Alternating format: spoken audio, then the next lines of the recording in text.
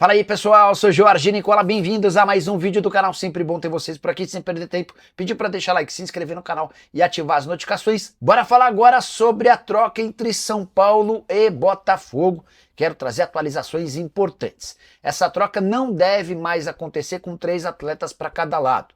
Atualização da manhã dessa quinta-feira indica que o São Paulo vai mandar 2 jogadores para o Botafogo e vai receber outros 2 jogadores.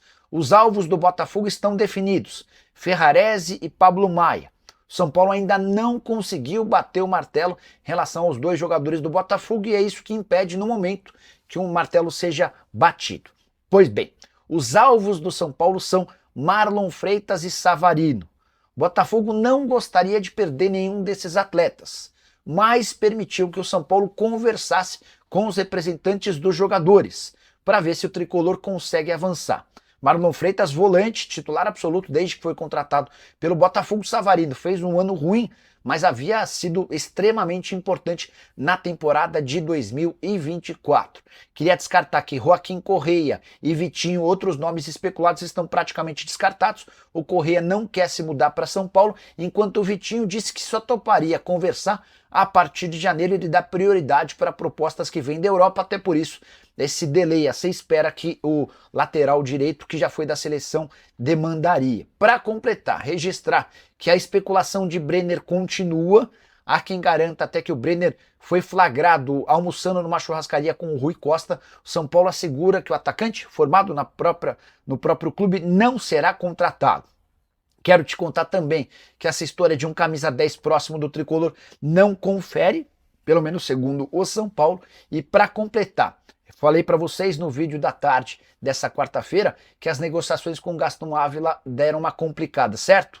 Pois bem, o Antwerp da Bélgica e um time da Major League Soccer entraram em contato com a Ajax para também avançar na contratação do zagueiro argentino de 24 anos de idade. Quero falar agora sobre o São Paulo. Que história é essa de que Brenner, jogador formado na base do tricolor, pode voltar ao São Paulo em 2026? Meu amigo Alexandre Pretzel informou que São Paulo e Brenner têm negociações avançadas e que o acordo pode ser cravado a qualquer momento. O jogador, que pertence ao Udinese, esteve emprestado ao FC Cincinnati, temporada de 10 jogos, 6 gols e 1 assistência, esteve em campo muito pouco, mas quando jogou conseguiu marcar seus golzinhos.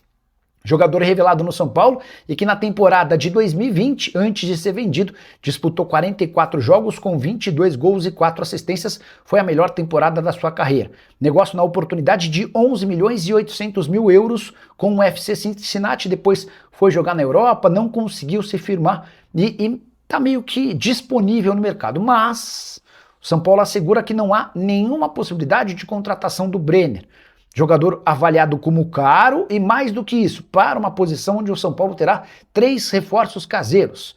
Caleri, André Silva e Jean Francisco voltam de lesões no joelho exatamente em 2026. Há outras prioridades maiores. Em relação a contratações, o São Paulo busca um lateral direito, busca um zagueiro e busca um camisa 10. Essas são as 3 novas necessidades depois da aquisição de Danielzinho, atleta titular absoluto e capitão do Mirassol. Só para completar sobre o São Paulo, registrar também que o tricolor abriu 2 sindicâncias, uma interna e outra externa, para apurar toda aquela confusão, o escândalo da venda clandestina de camarotes e também de ingressos para shows. Esse episódio causou ou resultou no afastamento temporário de Douglas Schwartzman, das categorias de base, e de Mara Casares, ex-esposa do presidente Júlio Casares, da diretoria social e feminina. Ah, tem mais uma importante. São Paulo rescindiu nessa terça-feira o contrato com o nutrólogo Eduardo Rauen, que ganhava mais de 200 mil reais por mês e havia sido responsável pela indicação de canetas, daquelas canetas emagrecedoras. O grande ponto é, constatou-se que o fornecedor do Rauen não tinha autorização da Anvisa para fazer a venda desses medicamentos. Quando a gente pensa que as confusões no São Paulo vão acabar, sempre aparece um fato novo. E você, o que pensa sobre tudo que eu contei? Já usa o espaço para comentário para registrar sua opinião. Só não esquece de deixar like, de se inscrever no canal. Preciso te atualizar agora sobre o São Paulo, novidades a respeito de reforços para o tricolor. A primeira informação não é boa. São Paulo e Ajax não avançaram na transferência de Gaston Ávila, zagueiro argentino de 24 anos de idade que esteve emprestado ao Fortaleza em 2025. São Paulo havia sugerido ao Ajax Mesmo modelo de negociação, empréstimo de uma temporada com metade dos salários pagos por cada um dos times. O Ávila ganha R$720 mil por mês. Na tarde dessa quarta-feira, consegui a informação com uma pessoa do São Paulo de que as tratativas esfriaram. O Ajax não tem demonstrado muita intenção em liberar o jogador por empréstimo. A ideia seria algo relacionado à venda e o São Paulo não pretende fazer um investimento de algo na casa dos 6 milhões de euros. Era essa a opção de compra que o Fortaleza tinha. Diante desse cenário, o São Paulo talvez precise esperar. Pela falta de propostas de compra do Gaston Ávila junto ao Ajax, para que o tricolor possa, em algumas semanas, retomar essas conversas e buscar um empréstimo do jogador. Ele é o plano A do São Paulo para a zaga, por ser jovem, só 24 anos de idade, ter boa capacidade técnica e chegando sem custos, ele viria por empréstimo. Outra informação importante no São Paulo. Na noite dessa quarta-feira está marcada uma nova rodada de conversas entre o Tricolor e o Botafogo. O objetivo é tentar chegar a um consenso em relação àquela troca que pode ser até tripla. São Paulo havia insistido nas contratações do Savarino e do Marlon Freitas, que não pretendem trocar o Rio por São Paulo. Diante disso, Tricolor e Botafogo tentam achar uma combinação que possa render essa troca. Perguntei para essa pessoa do São Paulo com quem conversei sobre contratações qual o termômetro, a expectativa, a esperança dela em relação a essa negociação. Se pode haver, por exemplo, uma única troca, duas, ou se a gente deve ter três mesmo. E o que eu entendi é que o São Paulo vai batalhar para ter pelo menos 3 jogadores envolvidos nessa negociação. Hora de falar sobre o São Paulo. Júlio Casares tenta um contra-ataque para tirar o São Paulo da crise. Muito criticado, com protestos e até pedidos de impeachment, Júlio reuniu conselheiros da situação, grupo de coalizão, para uma reunião de 3 horas. Nesse debate, os conselheiros exigiram medidas em relação ao último escândalo envolvendo a venda de camarotes de forma clandestina. Eles também lembraram que o Júlio Casares nunca esteve tão enfraquecido politicamente. O que o Júlio fez? Prometeu 0 proteção política aos envolvidos e apresentou um documento que pede mudanças no estatuto. São 2 focos principais. O primeiro deles, o fim do fórum qualificado para a criação de uma SAF. Júlio Casares está dando o primeiro passo para que o São Paulo possa avançar no projeto de sociedade anônima do futebol. Ele também quer a separação formal entre futebol e clube social. Estou muito curioso para saber como essa declaração, essa intenção do Júlio vai repercutir entre membros do Conselho. Para completar, registrar que a Comissão Legislativa do São Paulo tem 30 dias para avaliar o conteúdo desse documento e encaminhar para a votação do Conselho Deliberativo.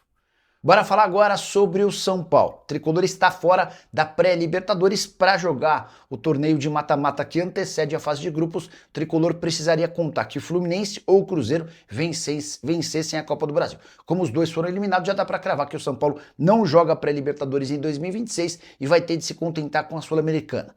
Antes de gravar esse vídeo, consultei um dirigente do São Paulo para entender qual o impacto dessa notícia em relação a reforços. O São Paulo vai mudar um pouquinho a sua estratégia, embora a essência seja a mesma. 6 contratações para 2026, contratando jogadores sem gastar com aquisição de direitos econômicos, a tendência é que os salários dos reforços não sejam tão altos. Vou citar um exemplo claro.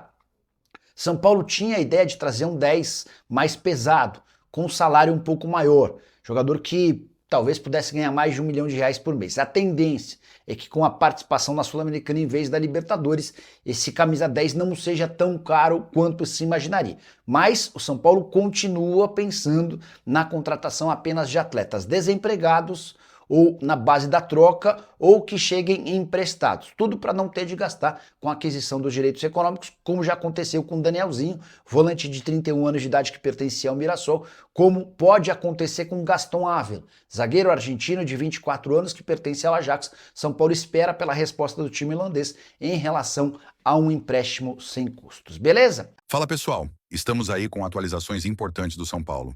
Se inscreva e ative o sininho para receber mais atualizações do Tricolor. Deixe seu like que é muito importante para o crescimento do canal. Utilize o espaço aqui embaixo para registrar sua opinião. Ficamos por aqui com mais esse giro de notícias. Um abraço e até o próximo vídeo.